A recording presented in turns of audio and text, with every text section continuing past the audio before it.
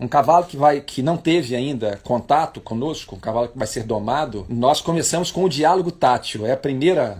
O primeiro degrau do ensino é o diálogo tátil, que é fazer contato com as nossas mãos em todas as regiões do corpo do cavalo, inclusive a orelha. Vamos dar início então à live de hoje, que é uma live interativa do projeto Cavalo Nota 10. Nela nós responderemos algumas perguntas que foram enviadas por vocês, com o propósito de contribuir para agregar valor funcional aos nossos cavalos. Essa é a nossa intenção. Vou fazer aqui o nosso cumprimento oficial de sempre. Olá pessoal, sejam bem-vindos à Escola Chamada Cavalo. Eu sou Paulo Guilhom, hipólogo, e atuo como profissional a serviço dos adeptos do cavalo desde 1984. Aqui na Escola Chamada Cavalo, vocês vão aprender técnicas, receber informações, conhecimentos e contribuições fundamentados nas nossas vivências equestres que tiveram início aos nossos 4 anos de idade. Falei isso ontem aqui, né? Então já são 54 anos de vivências equestres. Aqui no nosso canal vocês vão encontrar incontáveis aspectos que poderão ajudá-los, independente da raça e da modalidade de equitação praticada por vocês. A nossa intenção é ser sempre bastante abrangente. Nós não temos aqui rótulo definido, não temos raça específica, nem modalidade específica de equitação. Gostamos de todas as raças, gostamos de estudar todas as modalidades, porque todas são importantes. Sendo assim, não deixem de estar conosco na Escola Chamada Cavalo, será um prazer para nós. O motivo de nós oferecermos isso para vocês é fazer contribuições. Não deixem de mandar perguntas, dúvidas, pedidos de esclarecimento, porque isso é que alimenta o nosso canal, ok? E sendo assim, não deixem de se inscrever no nosso canal do YouTube, também intitulado Escola Chamada Cavalo, e nos seguirem aqui no Instagram para não perderem as nossas publicações que acontecem diariamente. Eu quero lembrá-los novamente que eu preparei para vocês uma Masterclass, que será um evento 100% online e totalmente gratuito, que acontecerá no dia 7 de abril às 20 horas. Então aqueles que quiserem conhecer os erros comuns que podem comprometer o treinamento e ou a utilização do seu cavalo, principalmente nos aspectos de manejo e de treinamento, e que podem ser evitados, não deixem de participar. Isso vai evitar que vocês percam tempo, dinheiro e não corram riscos de desvalorizar o seu cavalo. Então participem gratuitamente conosco da Masterclass Cavalo Nota 10, que vai ser um evento totalmente online e gratuito. O link da inscrição está aí na nossa bio, aí no alto do Instagram. Quando terminar a live ou a qualquer momento vocês podem ir até ele e se inscreverem. Perfeito? Bom, vamos dar início aqui às perguntas que vocês nos enviaram, e hoje eu vou contar uma outra novidade. Se sobrar tempo depois que eu responder essas perguntas, eu vou tentar responder alguma pergunta feita por vocês. E eu vou dizer o momento de vocês perguntarem. Agora, já peço desculpas porque eu não vou conseguir responder a todos, Vou conseguir apenas algumas, e também dentro do tempo que nós tivermos, tá certo? Vamos tentar fazer isso hoje. Bom, então a primeira pergunta da nossa live interativa diz o seguinte: na live de ontem você falou sobre os fundamentos da equitação. Poderia explicar melhor o que quer dizer fundamentos da equitação? Bom, vamos usar como exemplo comparativo outros esportes. Vamos pegar, por exemplo, pode ser a natação. Eu gosto muito de praticar natação. Praticar natação é diferente de nadar. Quando a pessoa tem intimidade aquática e não afunda, ela já pode dizer que sabe nadar. Na verdade, a maior parte diz isso. Eu sei nadar, ou seja, ela não afunda, não afoga, mas isso é muito diferente da prática correta da natação. Para nós praticarmos natação corretamente, eu tenho que conhecer e adquirir habilidades relacionadas aos fundamentos que caracterizam a boa prática da natação. Exemplo: a braçada, a tirada de cabeça, que deve ser bilateral, uma hora para um lado, outra hora para o outro, para nós darmos simetria ao movimento.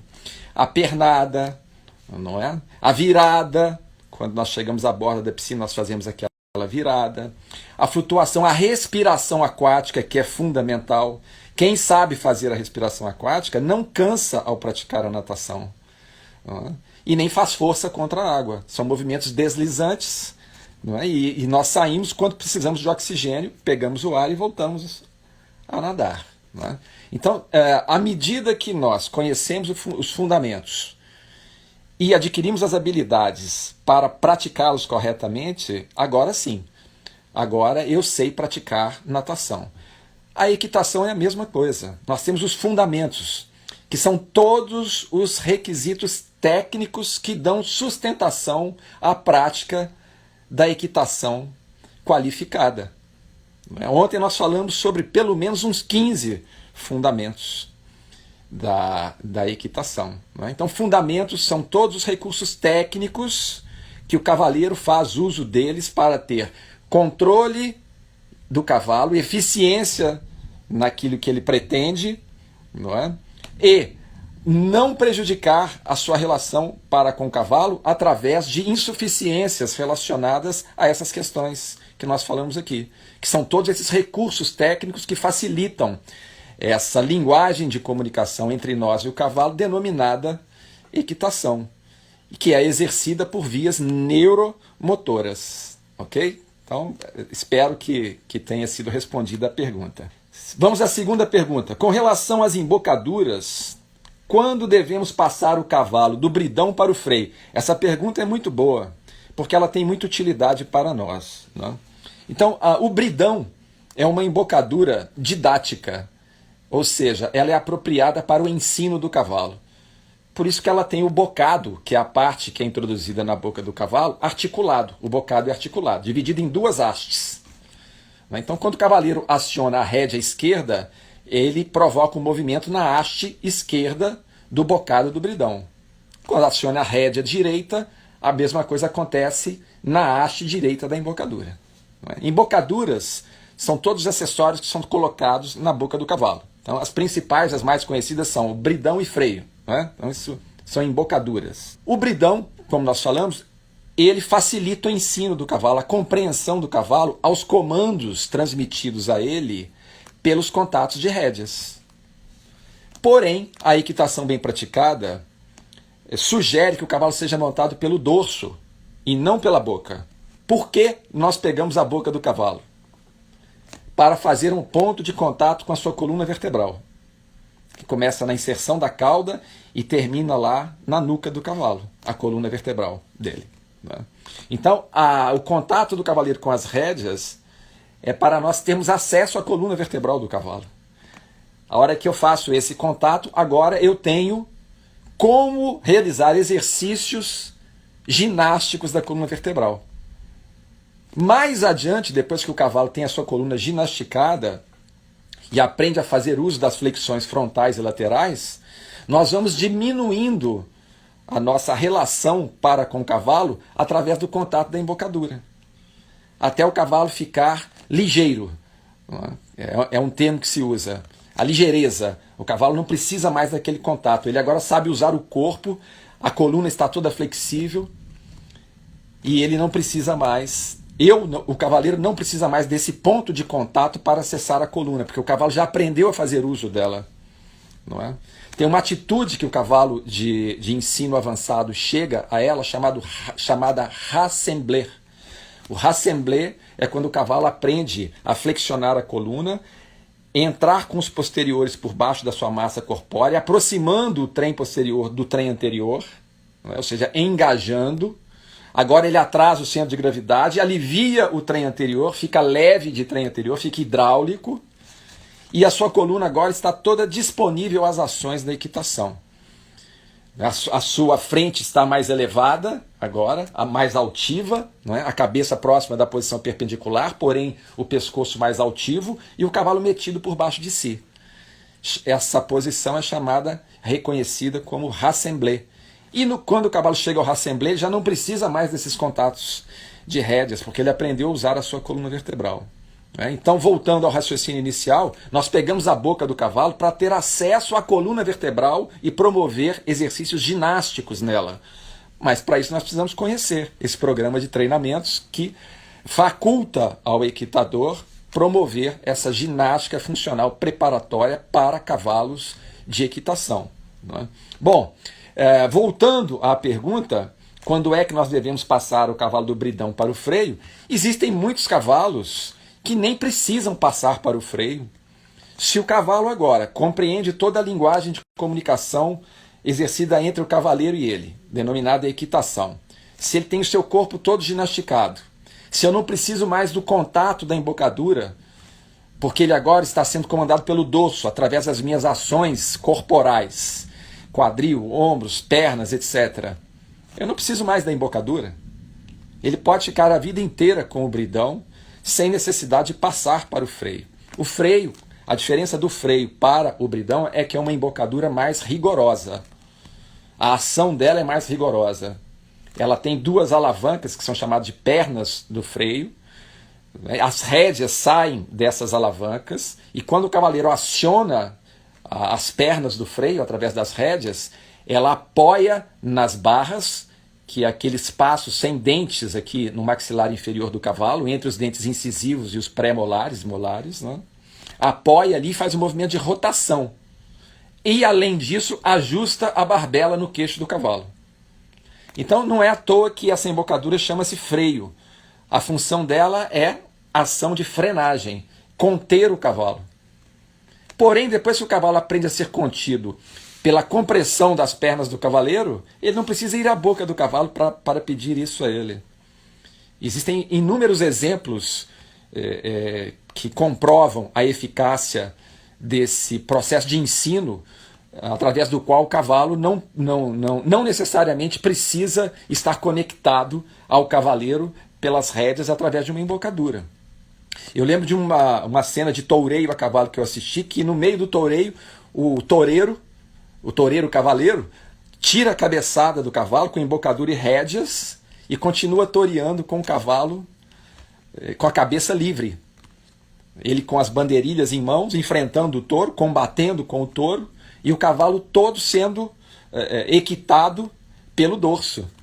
E fazendo todas as manobras que são necessárias naquele momento de combate. Não é? O cavalo galopando, fazendo movimentos laterais, parando, recuando, fazendo piruetas, sem nada na boca do cavalo. Não é? Bom, então o freio é uma embocadura mais rigorosa. O freio ele tem a barbela e tem também a subbarbela. Subbarbela é uma correntezinha ou uma correia que liga as duas pernas do freio. Apenas os freios que não têm articulação, que são os freios chamados freios duros ou freios rígidos, que não têm articulação aqui, é uma peça, o bocado e as pernas são conectados, não tem ali nenhuma articulação. Esses não precisam de subbarbela. Aqueles em que as pernas articulam com o bocado precisam da subbarbela. Para quê?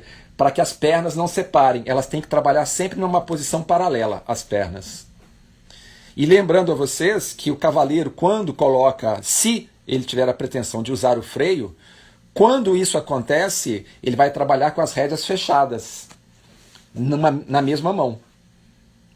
Por quê? Porque o freio não é para ser utilizado com movimentos laterais de rédeas.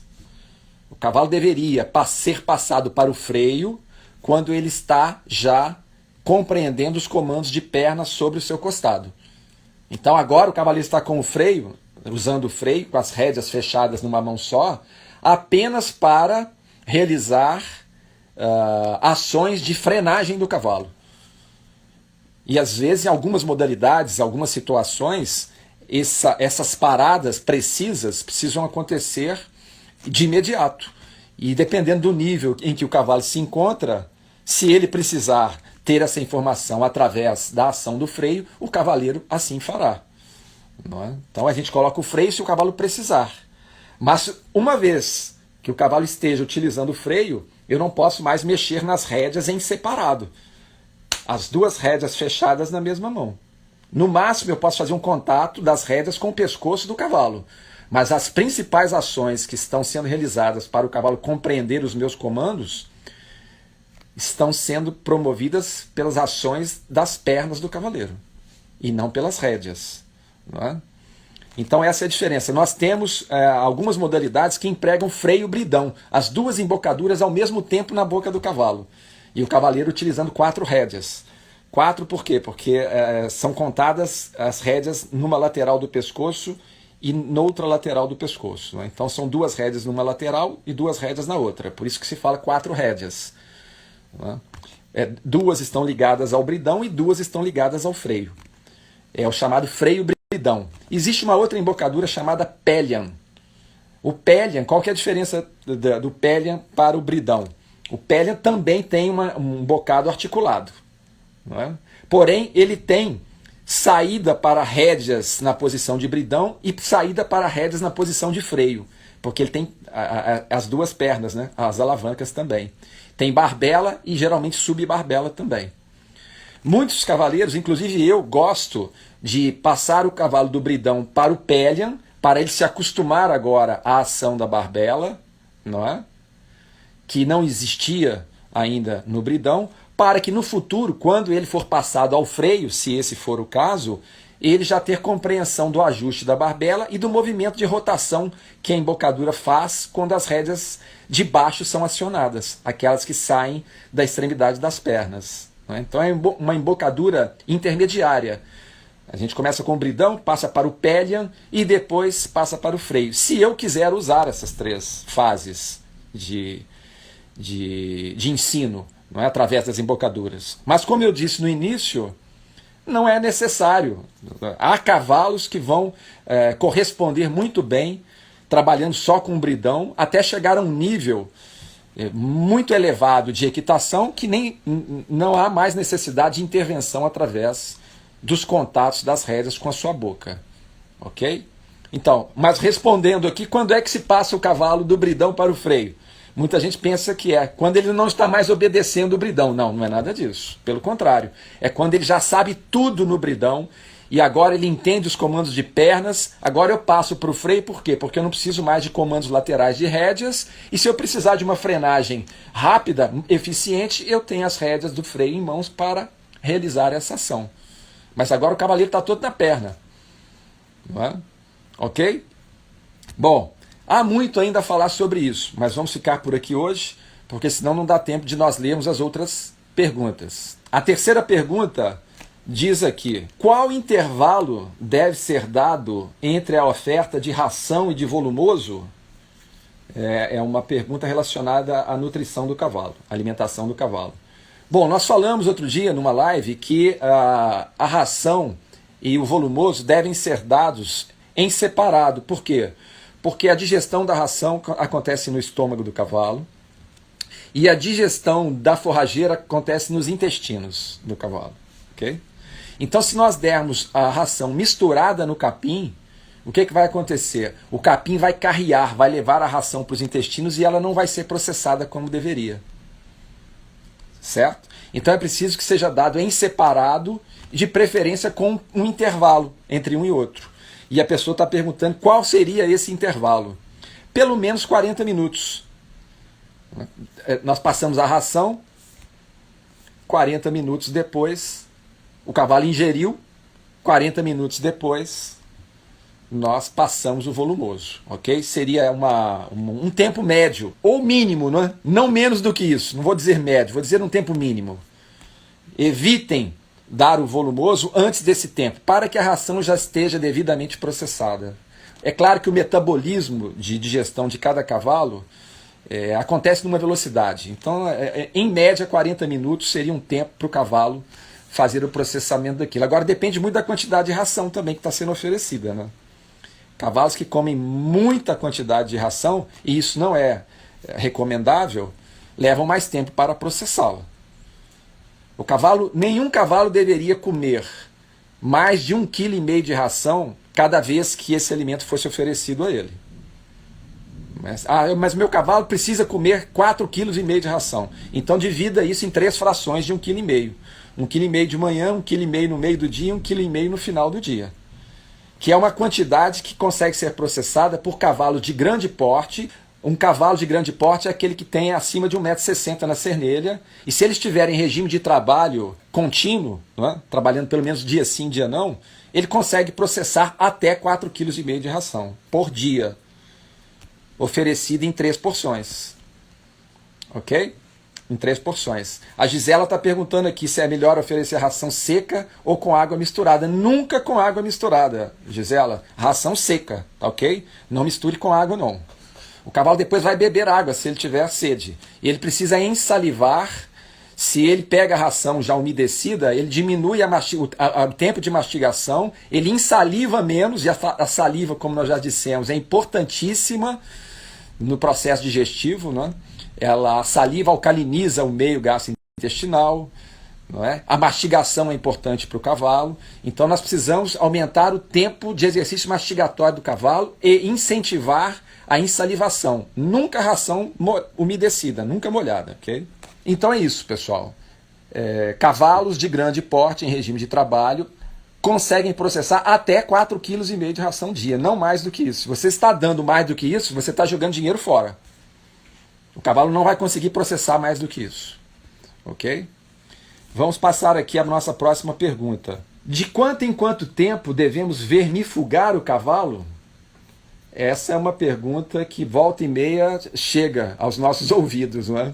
Infelizmente, existe um procedimento exagerado no que se refere à vermifugação dos cavalos. Eu conheço alguns aras, que chegam a vermifugar os seus animais com frequências de até uma vez por mês. Não é necessário e não traz nenhum benefício para os cavalos. O Henrique aqui está falando que dá aproximadamente 6 quilos de ração por dia.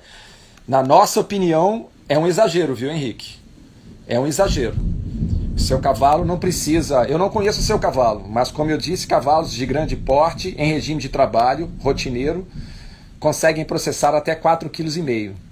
Se você reduzir, você vai ver que não vai fazer diferença na nutrição do cavalo e você vai evitar problemas que podem acontecer por um excesso de ração oferecida de forma desnecessária, tá? Mas voltando aqui à questão do vermífugo, existe uma flora bacteriana que reside nos intestinos do cavalo, que é chamada de microbiota intestinal. Ela é que, através desse processo de simbiose, digere a celulose que está nas forrageiras. O cavalo não seria capaz de fazer isso sem a ajuda dessa microbiota intestinal. A vermifugação, quando é muito frequente, essa que eu citei uma vez por mês, acaba prejudicando o desenvolvimento dessa microbiota, que é composta ali de uma série de micro-organismos, bactérias, entre outros. E o vermífugo dado com altas dosagens vai afetar a microbiota intestinal e vai prejudicar o processo de assimilação do cavalo com relação àquilo que ele está ingerindo. Então não é bom. Mas qual seria então a regularidade ideal, a frequência ideal para nós vermifugarmos o cavalo? Depende de alguns aspectos, ok? Então vamos começar pelo cavalo que vive em fazendas, soltos. Ele tem ali espaço suficiente, pouca densidade populacional, ou seja, são poucos animais, ou seja, pouca contaminação. Não é? Quando os cavalos vivem em espaços menores, com alta densidade populacional, a contaminação pelos vermes acontece de uma forma mais intensa, né? Eles defecam ali, todos próximos ali, e aquilo vai gerando ali processo de contaminação pelos vermes que estão ali sendo depositados, né, nas fezes dos cavalos. Mas cavalos de fazenda, eu conheço cavalos de fazenda que não precisam de ser vermifugados mais do que uma vez por ano. Cavalos que vivem em regime de semi-confinamento e que têm espaço suficiente, que não vivem com excesso de animais próximos, 2 vezes por ano. Cavalos de centro hípico, que têm piquetes de soltura e que também não ficam ali em espaços comuns com muitos cavalos, no máximo 3 vezes por ano seria suficiente, não é? Então é um exagero desnecessário nós vermifugarmos o cavalo mensalmente. Traz uma série de prejuízos, para o cavalo. Nós recomendamos até 3 vezes por ano, ou seja, a cada 4 meses uma vermifugação, a não ser em casos que são exceção, onde há grandes densidades populacionais de cavalos, espaços menores, e aí poderia dar até a cada 3 meses uma vermifugação, ou seja, 4 vezes por ano.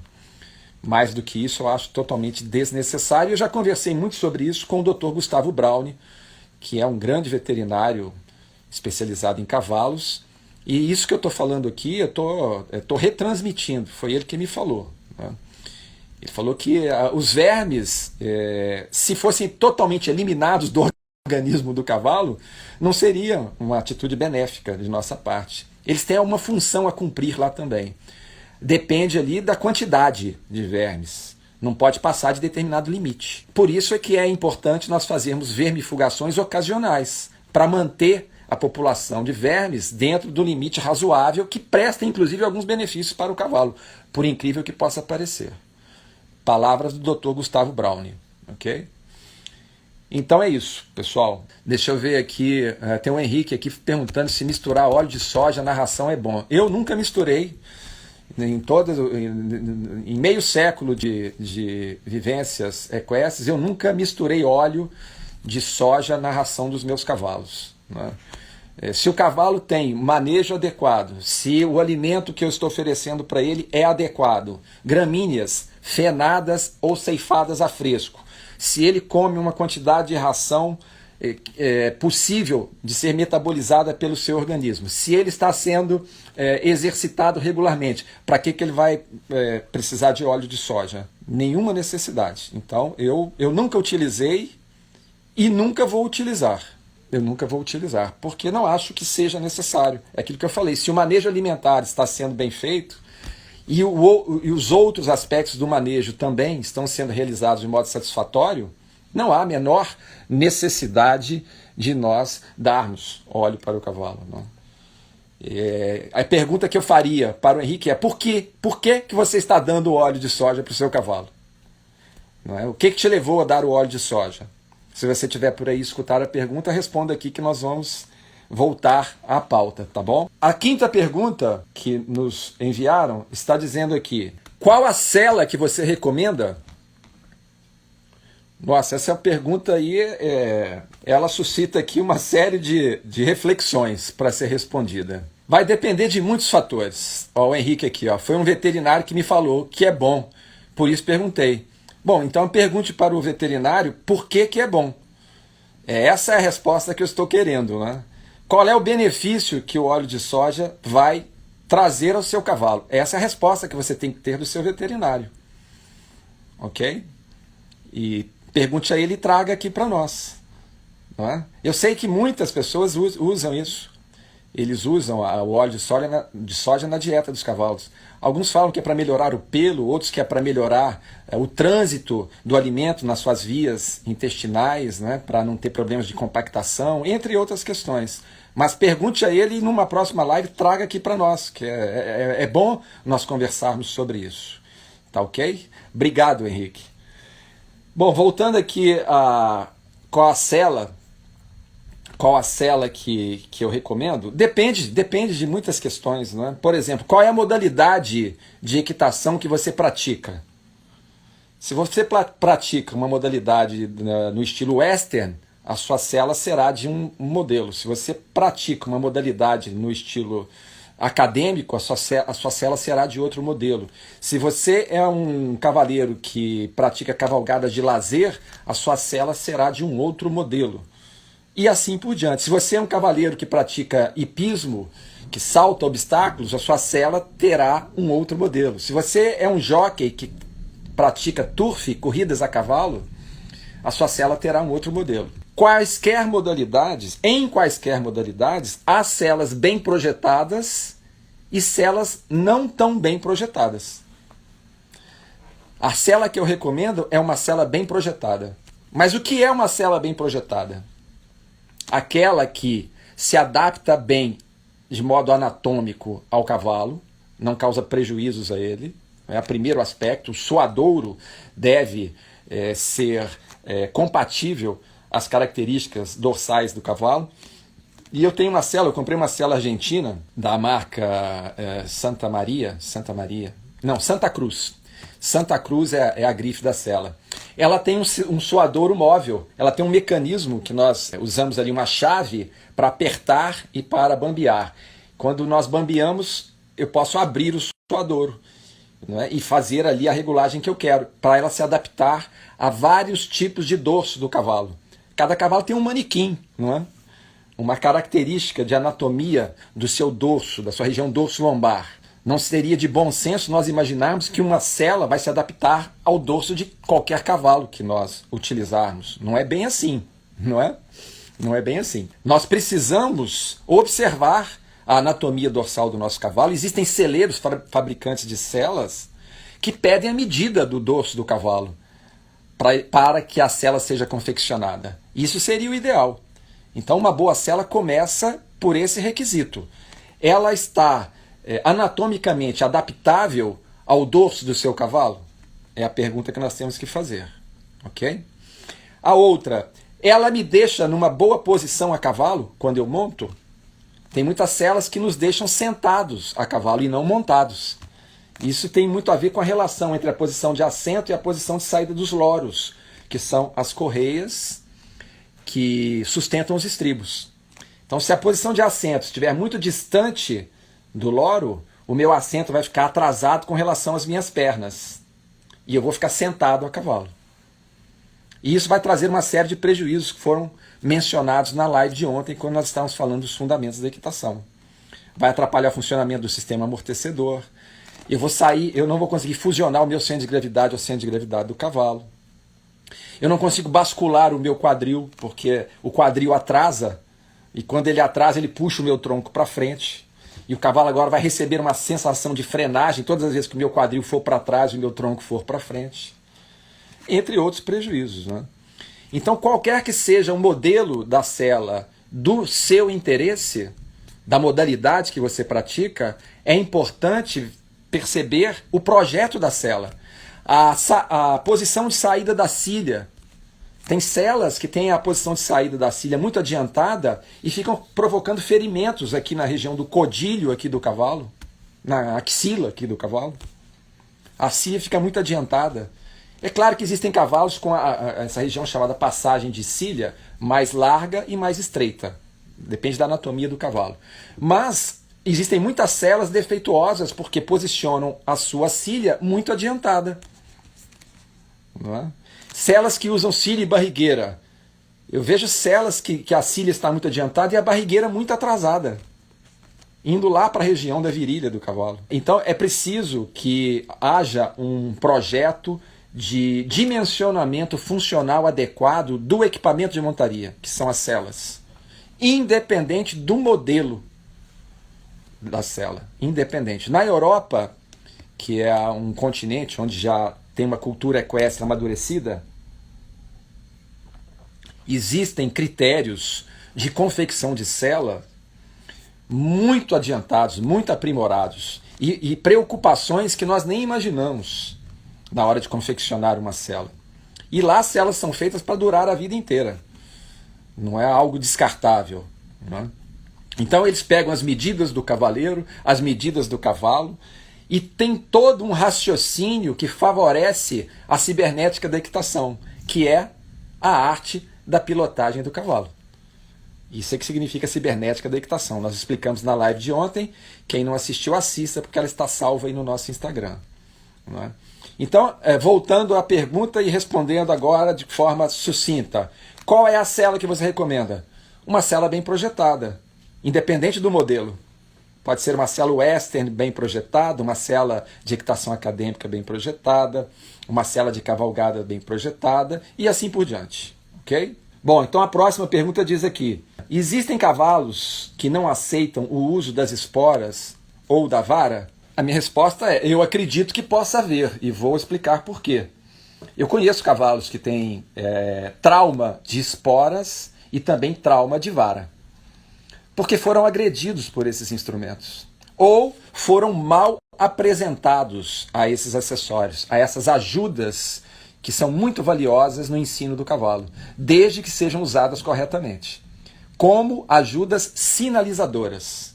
É para nós emitirmos um sinal para o cavalo, para que o cavalo aprenda a receber, interpretar e corresponder. É para isso que servem essas ajudas. Não é para judiar do cavalo, para maltratar o cavalo. Não são instrumentos de tortura. Então, como é que nós fazemos para um cavalo ter uma boa impressão das esporas e também da vara?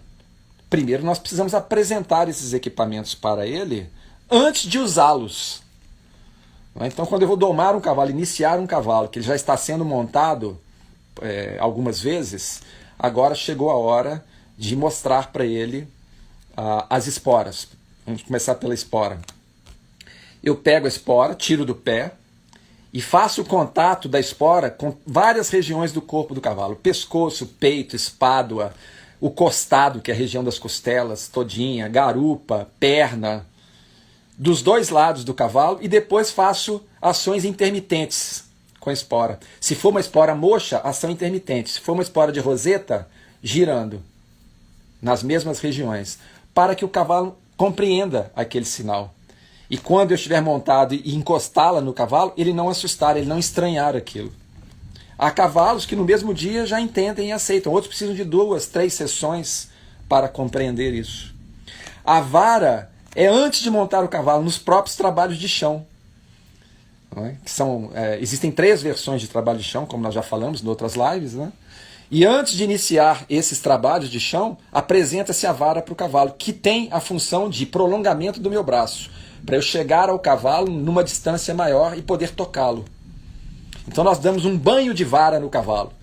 Passamos a vara em todas as regiões do corpo do cavalo, assim como fizemos com a espora, para o cavalo aprender que aquilo é um instrumento inofensivo. Depois que ele aceita o contato em movimento, parado, nós podemos fazer pequenos toques no corpo para ele entender aquilo. Não é? Então agora o cavalo não vai estranhar a vara nem a espora quando eu começar a utilizá-las nos processos de ensino com o cavalo montado. Ah, mas e se o cavalo já tem trauma de espora ou de vara? É um pouco mais difícil. Porque existem cavalos recondicionáveis e cavalos não recondicionáveis.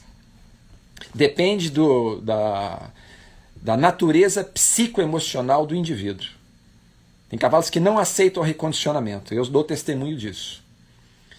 Todos os aprendizados do cavalo acontecem por retenção de memórias. Nós vamos repetindo as lições e o cavalo vai retendo no seu arquivo de memória e vai aprendendo. Quem descobriu isso foi aquele treinador de cães russo, Ivan Petrovich Pavlov, e batizou esse tipo de metodologia de ensino, através da repetição, de reflexo condicionado. Tanto os cães quanto os cavalos aprendem por essa via. Condicionamento de seus reflexos neuromotores através de repetições. Porém, uma vez memorizada a ação, ela vai ficar arquivada na memória do cavalo. Então, se o cavalo adquiriu uma imagem traumática, uma sensação traumática com relação à espora, isso está no arquivo dele. Com relação à vara, mesma coisa. Ele vai ficar com aquela má impressão. O que nós podemos fazer? Submeter o cavalo a um processo de recondicionamento. Pacientemente eu vou reapresentar esses acessórios a ele, esses equipamentos a ele, fazendo o mesmo procedimento que eu faria com o cavalo que eu estou iniciando. Aquele procedimento que eu citei no início. O banho de espora e o banho de vara. Porém, agora o cavalo estará reativo, porque ele já tem uma má impressão daquilo. Eu não posso imaginar que o cavalo que tem um trauma relacionado a esses equipamentos, na primeira vez que eu sugerir a ele tocá-lo em todo o seu corpo com aquele acessório, ele vai aceitar de bom grado. Seria muita ingenuidade de minha parte. Eu agora tenho que, pouco a pouco, conquistar a confiança do cavalo com esse procedimento, sem garantias de obter sucesso. Porque vai depender muito da natureza psicoemocional do indivíduo, como eu falei agora mesmo. Né? Todas as vezes que tento deixar meu cavalo sem ferraduras, os cascos se quebram muito. Qual seria a causa disso? Tudo que o cavalo vier a fazer em parceria conosco, as ferramentas de trabalho dele sempre serão o seu sistema de sustentação e locomoção. membros locomotores e cascos. Então é preciso cuidar disso com as devidas atenções. Fazer uma manutenção adequada para que o cavalo esteja bem sustentado e possa bem se locomover, né, em decorrência da boa sustentação. A locomoção, ela é uma consequência da boa sustentação. Então, se eu tenho uma má sustentação, a locomoção não pode ser boa. Existe um vínculo estreito entre sustentação e locomoção. São aspectos interdependentes, ok? Bom, então, por que o casco quebra muito quando tira a ferradura? Isso acontece em cavalos que são ferrageados com muita frequência, não é? E durante muitos anos. O casco nunca chega a ter um espaço de renovação completa. O que é isso? Tira a ferradura, coloca outra. Tira a ferradura, coloca outra. Sempre sendo cravejado, o cravo entrando. E muitas vezes entrando numa região indevida. Como eu estava explicando outro dia, não sei se foi numa live ou se foi num vídeo, tem uma estrutura chamada linha da água, que é a divisória entre a lâmina córnea e a lâmina sensível. Quando o casqueador, ferrajador, trabalha muito com a grosa no casco, ele diminui a largura da taipa, da muralha. E aí quando ele posiciona a ferradura, os buracos da craveira ficam em cima da linha da água. O cravo penetra ali e descola as lâminas, descola a lâmina sensível da lâmina córnea. A bactéria entra com o cravo e começa a fazer galerias nesse espaço entre as duas lâminas, a córnea e a sensível. Ali exatamente onde está a linha da água, que percorre toda a muralha do casco, ok? Então o casco vai ficando meio oco ali, ele perde o tônus, a resistência, e a bactéria atuando lá dentro. Esse casco, se ele estiver sem ferradura e o cavalo colocar o peso sobre essa estrutura e se locomover, principalmente com o peso do cavaleiro, da sela, e realizando ali desempenhos funcionais, ele não vai suportar, ele vai pipocar todo, ele vai se quebrar todo. Às vezes até com o próprio peso do cavalo. Ele não vai suportar, porque ele perdeu todo o condicionamento natural. Ele está todo contaminado de bactérias, a muralha córnea perdeu a resistência. Cavalos que nunca usaram ferraduras, e eu conheço vários, têm o seu casco... tem a rusticidade do seu casco totalmente preservada. O casco consegue resistir a uma série de situações que um casco que está sendo ferrageado frequentemente não consegue mais. Porque ele perdeu a rusticidade, a capacidade de se adaptar ao uso que será feito dele. Não é? Por esse descondicionamento que eu estou falando. Então, para que o casco recupere a sua condição original de resistência, seria necessário uma renovação. Tem que limpar a muralha toda, sair todos os buracos, saírem todas as galerias de bactéria que estão contaminando ali a região interna da muralha, para que agora, com esse novo estojo córneo, o cavalo tenha condições de usar essa estrutura como base de sustentação e de locomoção. Não é?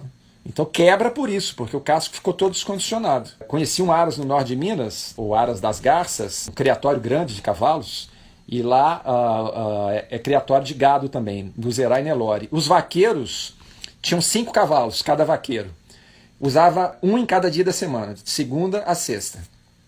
Os cavalos nunca tinham sido ferrageados na vida. Lá, 50 anos de fazenda e nunca colocaram ferradura. Por quê? Porque trabalhavam só nos pastos da fazenda, estrada de terra, de grama, areia, etc. Né? E os cavalos eram usados com pouca frequência. Trabalhavam uma vez por semana cada cavalo. Né? E eram grandes extensões. O vaqueiro monta o cavalo 5 horas da manhã e vai soltar o cavalo 5 horas da tarde, uma vez por semana. E nunca usaram ferradura. E o casco resiste, o casco consegue resistir, porque ele tem condição de resistir, desde que o seu metabolismo de crescimento acompanhe a sua necessidade de desgaste. Ou seja, quando o desgaste é maior do que a velocidade de crescimento, aí o casco não vai conseguir resistir. Não é? Mas se o cavalo é usado uma vez por semana, Nos outros dias, o casco não está gastando tanto e está sendo renovado pelo crescimento dessa estrutura, e quando ele vier a ser montado de novo, ele está em condições de uso outra vez. Ok? Bom, vamos aqui à última pergunta. O meu cavalo não permite que eu toque as suas orelhas. O que é que eu devo fazer? Isso acontece com muitos cavalos, é comum isso, né? Um cavalo recusar contato com a orelha. Com certeza houve algum trauma para que o cavalo recuse isso. Um cavalo que não teve ainda contato conosco, um cavalo que vai ser domado, nós começamos com o diálogo tátil.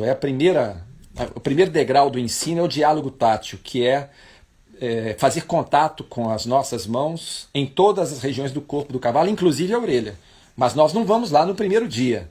Nós vamos conquistando espaços de confiança do cavalo até ele aceitar e gostar desse contato com as nossas mãos, e gradativamente nós vamos aproximando das áreas sensíveis. Orelha, a garganta, focinho, virilha do cavalo, né? São áreas que o cavalo tem tendência de reagir mais ao contato. Mas pouco a pouco, se o cavalo ganha confiança, ele permite ser tocado nessas regiões também. Então, cavalo que não permite que toque as orelhas já tem algum trauma. Existem pessoas que, às vezes, para conter o cavalo em algum procedimento, torcem a orelha do cavalo. O cavalo não pode gostar disso, ele vai recusar aquilo depois. Não é? Torcer e fazer força na orelha do cavalo não é uma atitude sensata. O cavalo vai criar uma repulsa àquela ação. Todas as vezes que for pegar na orelha dele, ele já acha que vai torcer a orelha. Estou dando um exemplo, pode ter acontecido outras coisas, né? Limpeza de orelha, às vezes vai limpar a orelha do cavalo para tirar aquele excesso de cabelo, às vezes dá um pique de tesoura, ou um ferimento qualquer ali com um objeto que foi usado, né? E o cavalo pode criar um trauma. Então é preciso muito cuidado, a orelha é realmente uma estrutura sensível do cavalo. Nós primeiro precisamos conquistar a confiança do cavalo e ir chegando ali devagarinho. O ideal é, primeiro, a aproximação. Aproximar da testa do cavalo, da nuca do cavalo com a mão e parar a mão ali por alguns segundos. O cavalo aceitou, eu vou para o pé, para a base da orelha e paro a minha mão. Se ele estiver mexendo, eu deixo a mão paradinha. Ele aceitou a mão naquela região, faço um movimento na região. Próximo passo, mão na orelha. Mexeu, tento manter a orelha até ele parar e fico com a mão paradinha. Se ele aceitar a minha mão parada, o próximo passo é um pequeno movimento. E assim nós vamos ganhando espaço de confiança do cavalo. Agora é preciso ter paciência, disciplina e persistência para chegar aos resultados, ok? Agora, há cavalos tão traumatizados com relação à orelha que não vão admitir esse recondicionamento, como nós falamos agora há pouco, quando nós falamos do caso lá das esporas e das varas, né? Tem cavalos que aceitam recondicionamento e outros não, ok? Bom, faltam 5 minutos aqui para nós terminarmos o tempo da nossa live. O Rafael falou que é isso, é como é que a gente faz para o peso do cavalo ir para o posterior. Deixa eu ver a pergunta dele de novo aqui. Qual a melhor forma de iniciar o trabalho de transferência do peso para o posterior? É uma pergunta facílima de responder, mas não sei se é fácil de compreender por vocês, não é? A transferência de peso depende da flexibilidade da coluna do cavalo. A transferência de peso está relacionada com a posição do centro de gravidade do cavalo. Então a posição do pescoço do cavalo determina a posição do centro de gravidade. O cavalo alongou o pescoço e a cabeça, o centro de gravidade vai para a região da espádua. O cavalo com o pescoço na posição normal está ali na região do ciliador, o centro de gravidade. O cavalo encolheu o pescoço e a cabeça, o centro de gravidade vai para trás. Então, o que faz com que o cavalo realize esses movimentos de alongar e reunir o seu corpo? Alongar e reunir. Flexibilidade de coluna vertebral.